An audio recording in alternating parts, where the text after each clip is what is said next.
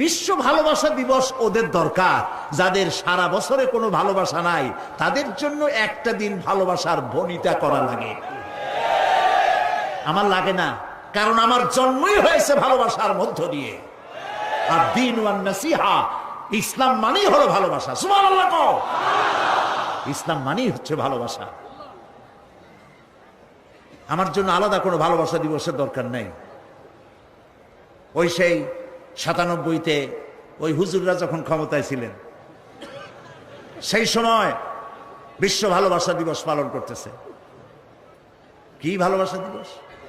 College বিশ্ববিদ্যালয়ের ছাত্র ছাত্রীরা সরোয়ার্দী উদ্যানের গাছের গোড়ায় বসে গেছে, সব জোড়ায় জোড়ায় বাকবাকুম পায়রা। বিশ্ব ভালোবাসা। এক মন্ত্রী ঢাকা বিশ্ববিদ্যালয়ের টিএসসি মিলনায়তনে বক্তৃতা করলেন, বিশ্ব ভালোবাসা দিবসে আজ আমি ঘোষণা করতে চাই বিল ক্লিনটন মনিকা প্রেম অমর হোক।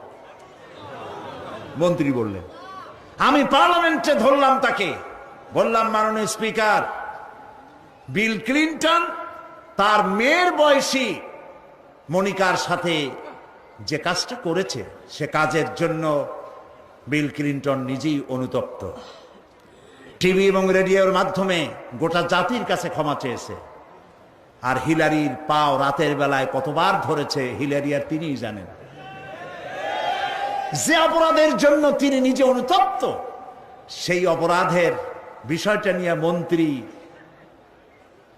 একটা মন্ত্রী কতটা চারিত্রিক দিক থেকে হীনমন্য হলে ছাত্রছাত্রীর সামনে বলতে পারে বিল ক্লিনটন মনিকা প্রেম অমর হোক। বললাম মাননীয় স্পিকার, একদিকে নাচুনে বুড়ি, আরো যদি পায় ঢোলের বাড়ি, তাহলে অবস্থাটা কোথায় গিয়ে দাঁড়ায়?